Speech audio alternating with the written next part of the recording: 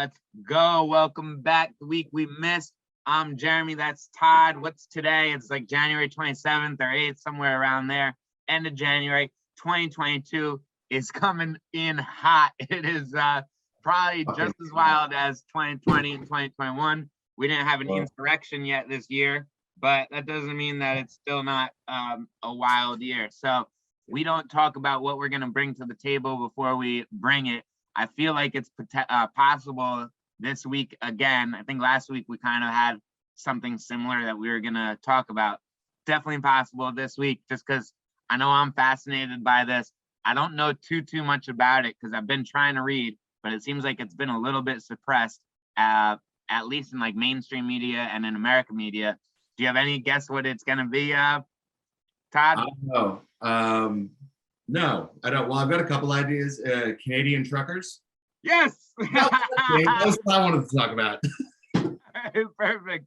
So yeah, dude, this Canadian trucker situation is wild. It's awesome. I feel like a lot of people haven't heard about it yet or aren't really aware, especially on the left side, which is just always interesting. I like to get news from the left side, the right side, the center side, foreign news, all of that, because most news is biased and lying. And the best way I think you get like the full picture is to get the full picture. Take this piece of news, this piece of news, this piece of news, and the truth is probably somewhere in the middle. So I think I first saw about the trucker convoy like 5 or 6 days ago on like right-wing sites, because obviously, maybe not so obviously, but it's a freedom rally and the right wing is a little bit more promoting the need for freedom right now. Although they're into promoting freedom in this one very specific thing right now, you know, right. And like in terms of because I'm the same way. Look, I am pro-vax. I am vaccinated. I think people should get the vaccinated. There is no way you can convince me any of these vaccine mandates are a good idea or that they're applicable, which is what they're really protesting about. Sorry to jump in there, but no, you're supposed to jump in. That was good. I appreciate it. I guess what I think is super fascinating, and I don't know if I've ever thought about it before, but once this happened, I was like, wow, truckers have a lot of power. They decide to unionize or become a huge group and protest. They can literally shut down a country. They can make a country just go frozen. They can shut roads down. They can make resources or supplies just go on halt and stop. And that's just like wild, like to think that they have a lot of power. And like, it's interesting to see kind of how far this is going to go. It seems like it was a small grassroots situation that kind of just got bigger and bigger, but it feels like it's also pretty well run. I think there's a lot of like outside people trying to like kind of hijack the campaign now and like always mess it up, either if you're on the far right or the far left or anyone trying to just like mess things up. But there's kind of two guys at the head of it who are saying, if anyone says anything and it's not coming from us too, then it's not representative of what we want, which I think is a pretty smart thing. And I believe this weekend is when everything should kind of culminate. So just a cool fact that I read that I thought was pretty fascinating. The world's largest convoy previously, I believe, was in like Cairo, Egypt, only a couple of years ago, was about 400 vehicles and was 7 miles. They're thinking this convoy has the potential to surpass 70 miles and like 5,000 vehicles or something. 50,000. 50,000 and potentially even more. That's just crazy to me. Yeah. I live in Philadelphia. I'm from New York. New York to Philadelphia is about like 80 miles.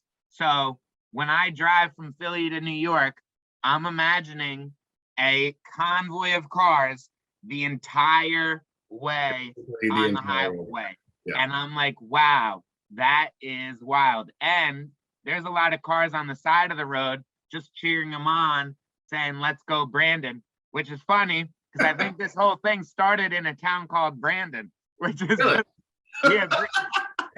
Brandon, Canada. And someone put a sign right in front of "Welcome to Brandon" saying, let's go, Brandon.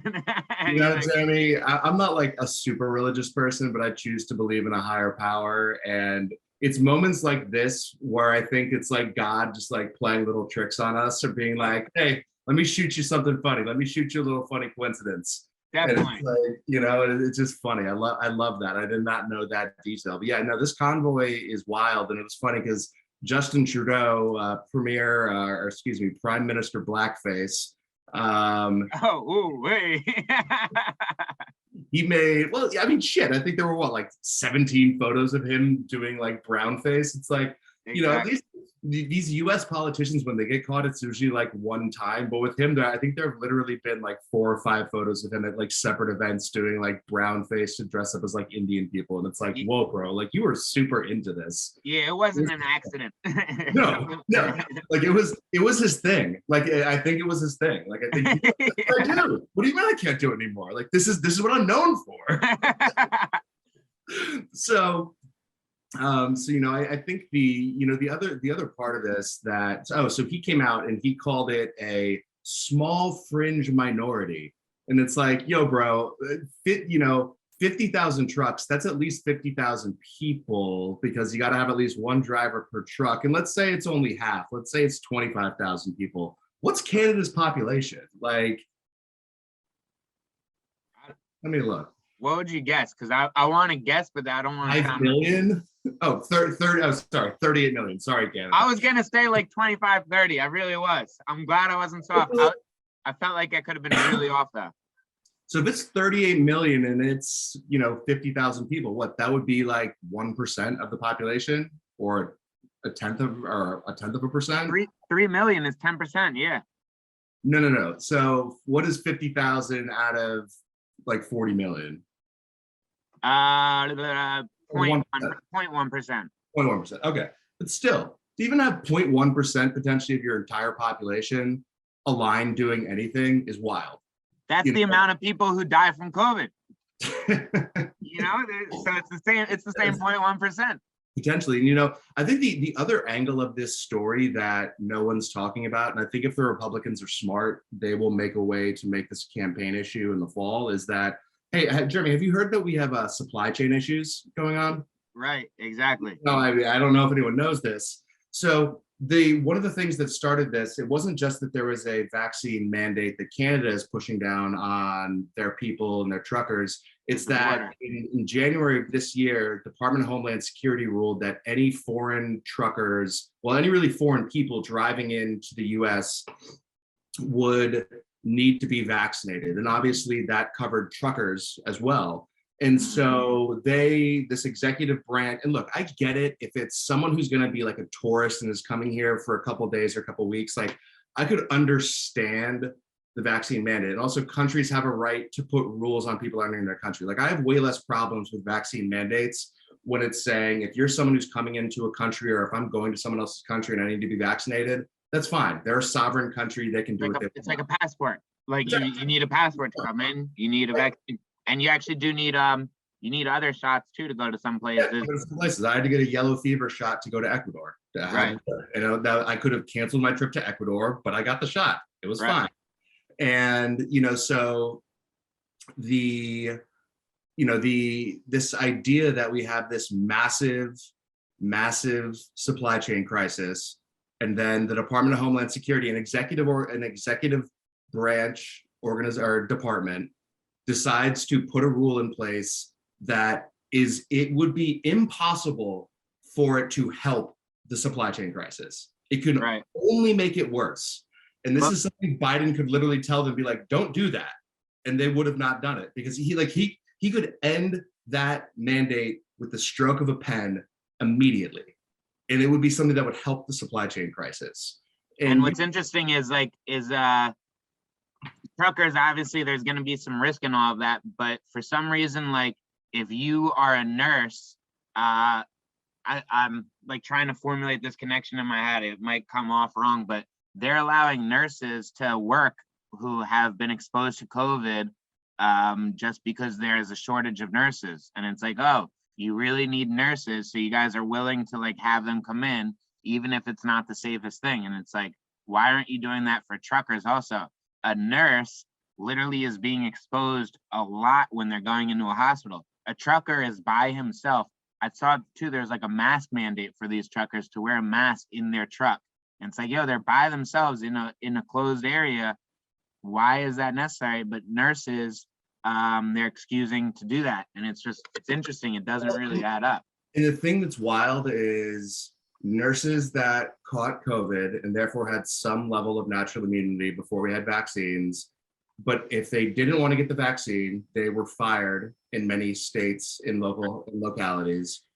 And that is at least a contributing factor to the nursing shortage that we are experiencing. And now it's to a point where, like you said, nurses are being authorized and in some cases encouraged to work even if they're COVID positive now. And it's like, hey, maybe if we hadn't fired some nurses because they didn't want to get the vaccine and they had already had COVID and they have some level of natural immunity, maybe this problem wouldn't be as bad. Like, I'm not going to say it wouldn't exist because we have no way of knowing, but it certainly wouldn't be as bad if we had those nurses that got fired for not getting a vaccination.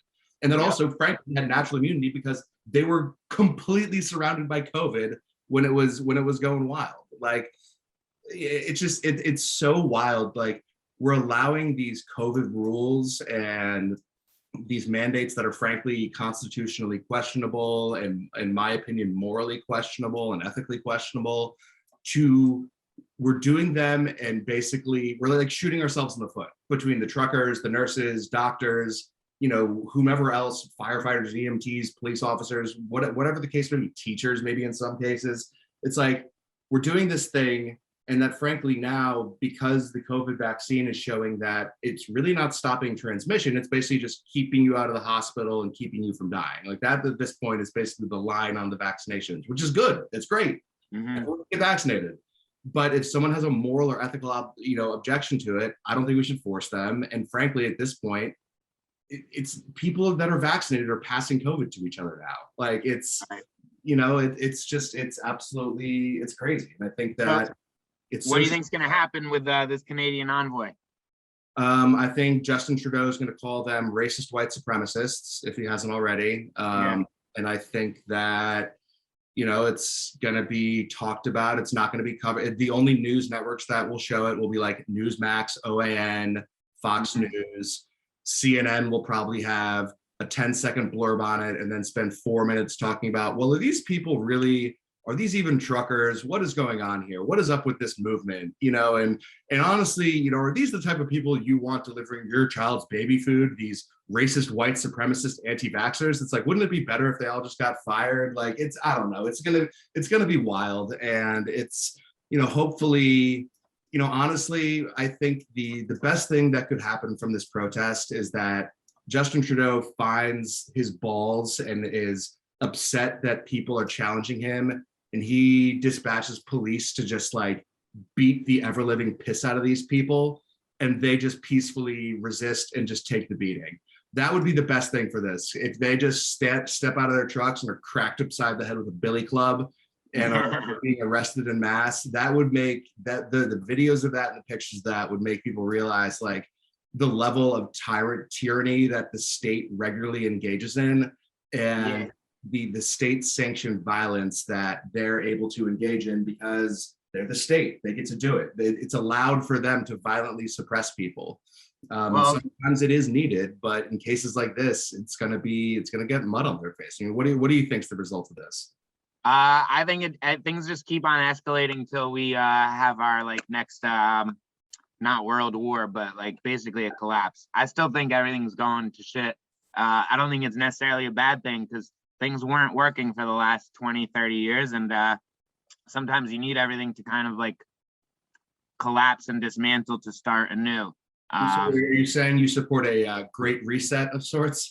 The great reset, baby. Klaus Schwab. No one's gonna own it. I don't know why you're still living in a major US city if you think society's gonna collapse, because let me tell you, you will be fucked. I'm gonna be on the front lines, baby. I'm here for it. Power to the people. But so I'm gonna bring up the next current event just because we were both gonna talk about that, and I feel like it's related. Nice little segue. You probably have a guess, because it's actually one of the other things that's definitely pulling us closer to the brink of madness. Do you have a guess of what it is? The vaccine mandate protest? Nope. No, what is it? I'll give you a hint. It's on the other side of the world. I have no idea.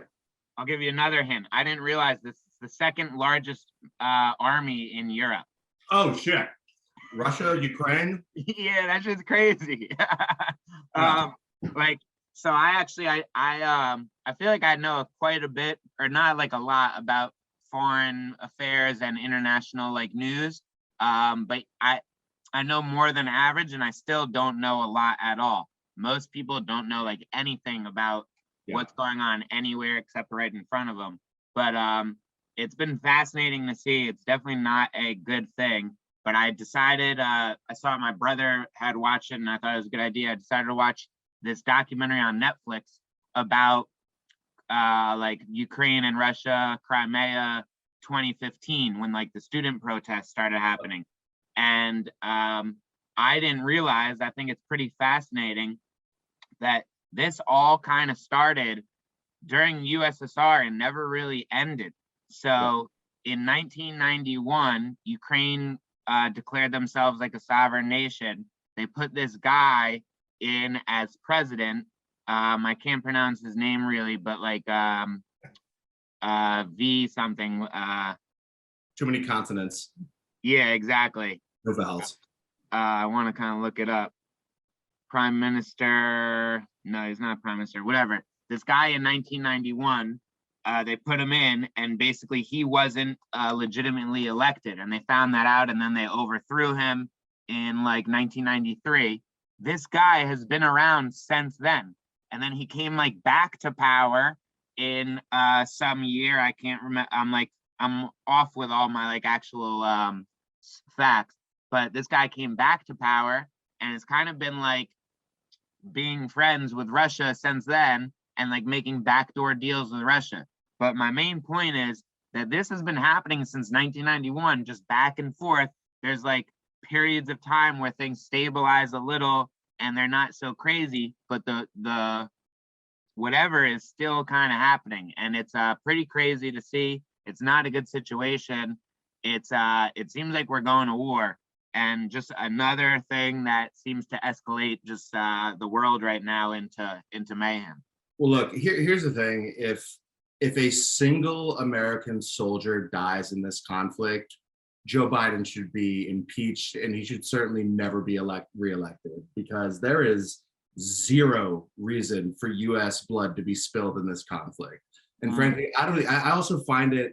You remember, Hunter Biden had that plush gig working for a Ukrainian gas company and was super involved. And oh my gosh, what a crazy coincidence that the president's son, who got all this money and had all these business dealings in Ukraine, and now our government is making it rain money on Ukraine. What a wild coincidence, Jeremy. Isn't that just like such a crazy little coincidence? Yeah. Isn't that just wacky? But we're mad that Russia influenced our election. And it's like, we're involved in all of that shit.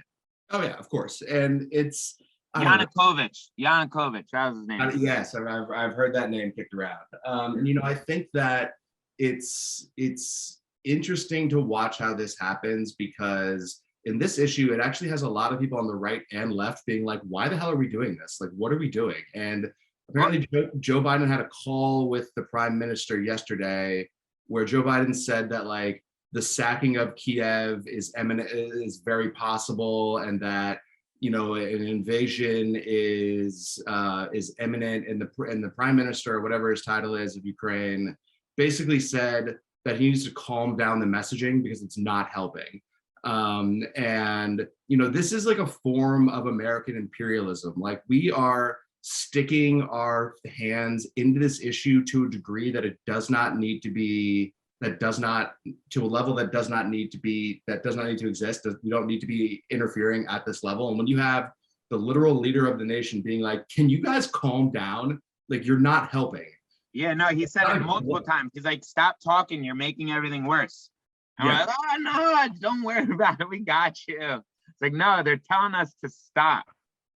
Well, it's the classic imperialist move of like, oh no. You don't know what's good for you. You people that have been running your country and running your society for decades or hundreds of years, you don't understand what you're doing. let us take care of you. Let us tell you what's good for you.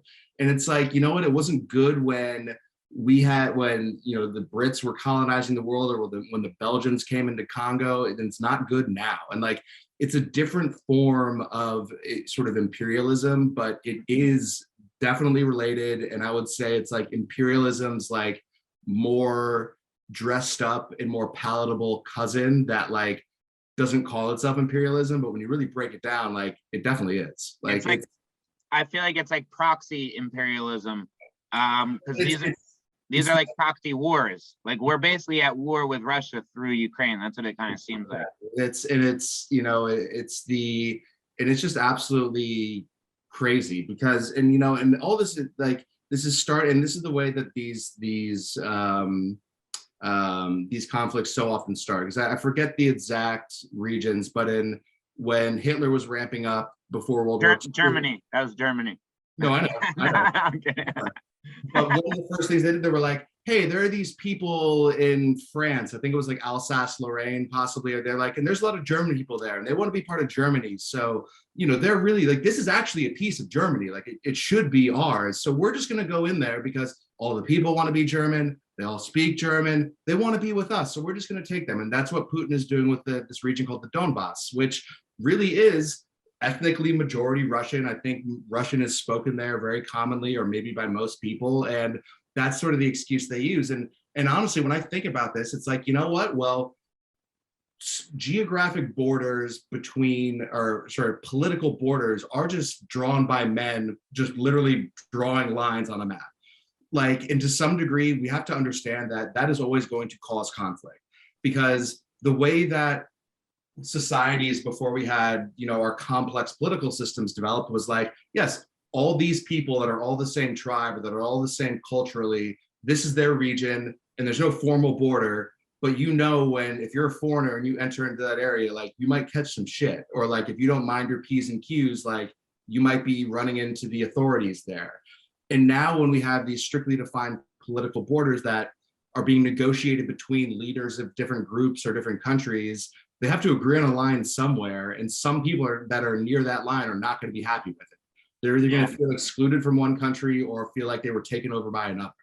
And so, this is an outgrowth to some degree, the way that geopolitics works. And I think it'll be interesting to see what happens. And I do think that this is part of Putin's plan to sort of reconstitute the Soviet Union to some degree. That's what he's trying to do, yeah. And I think the way it'll work this time, it won't, because everyone sort of forgets. Like I think when people think of the USSR, they think of it as a single country. It wasn't. There were independent countries, using massive finger quotes. Like Ukraine was its own country. It was part of the USSR. It was a republic that was part of it. Same with, I think, like Poland and Czechoslovakia, and like they were their own countries, but Russia ruled them with an iron fist. They had, they would install their puppet leaders. The KGB would operate freely within them. They had their own security forces that were trained and linked with the KGB. And I think the way it's going to look now, it's going to be much softer. It's not going to be as brutalistic control, but they will put in place or influence elections to make sure Russia-friendly people come. And we're going to slowly see this developing and growing sort of Russian empire. And I'm not going to say it's good or bad, because frankly, we have no idea. I don't necessarily like it, but for anyone that would stand back and be like, oh my gosh, I can't believe this is happening. It's like, oh, well, then you just haven't been paying attention to history. Like, I don't get it. Like anyone who is shocked by this just doesn't know anything about history, hasn't been paying attention to politics or sort of world politics at all. And it's like, this is completely unshocking to me that this is happening. Yeah, I agree. It's something I wanted to say. I just think is interesting is it seems like this is the one thing that we're kind of bipartisan on. It is something that doesn't affect Americans that much. And it's like, why can't we be bipartisan on like policies that affect us, or like at least more at home affect us? Obviously, everything affects us to an extent, but I just think that's pretty interesting. I think that's about time for today. That was a good conversation, and that was the other topic I wanted to talk about. So I feel like we hit them. We were completely simpatico today.